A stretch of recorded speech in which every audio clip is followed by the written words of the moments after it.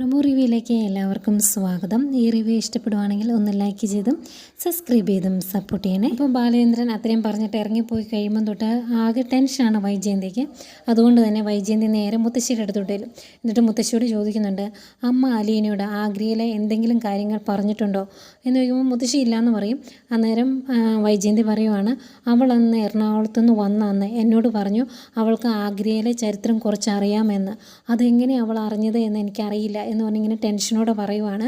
ഇനി അലീനയ്ക്കെല്ലാം അറിയാവോ, ഒരു കുഞ്ഞിനെ പ്രസവിച്ചാണല്ലോ, അതുവരെ അലീനയ്ക്ക് അറിയാവോ എന്നുള്ള ടെൻഷനുണ്ട്. പക്ഷേ ഈ ടെൻഷൻ ഉണ്ടെങ്കിലും കുത്തിത്തിരിപ്പിന് ഒട്ടും കുറവില്ല.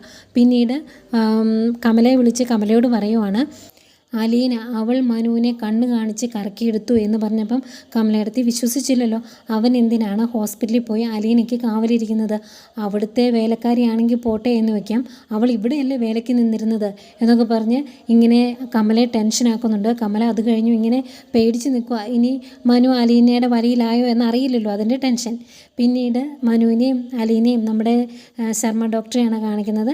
ഡോക്ടർ വന്നു കഴിയുമ്പം മനു പറയുവാണ്, ഡോക്ടറിനോട് ഒരുപാട് നന്ദിയുണ്ട് എനിക്ക്, ഇവളെ ഡോക്ടറാണല്ലോ രക്ഷിച്ചത്. അത് വെറും വാക്കായിട്ട് ഞാൻ പറയുന്നതല്ല, എൻ്റെ ഹൃദയത്തിൻ്റെ അടിത്തട്ടിൽ നിന്ന് ഉള്ള നന്ദിയാണ് ഞാൻ അറിയിക്കുന്നത്. ഇവളെ രക്ഷിച്ചല്ലോ അതുകൊണ്ട് എന്നിങ്ങനെ പറയുവാണ്. അന്നേരം ഡോക്ടർക്ക് ഒരുപാട് സന്തോഷമാകുന്നുണ്ട്.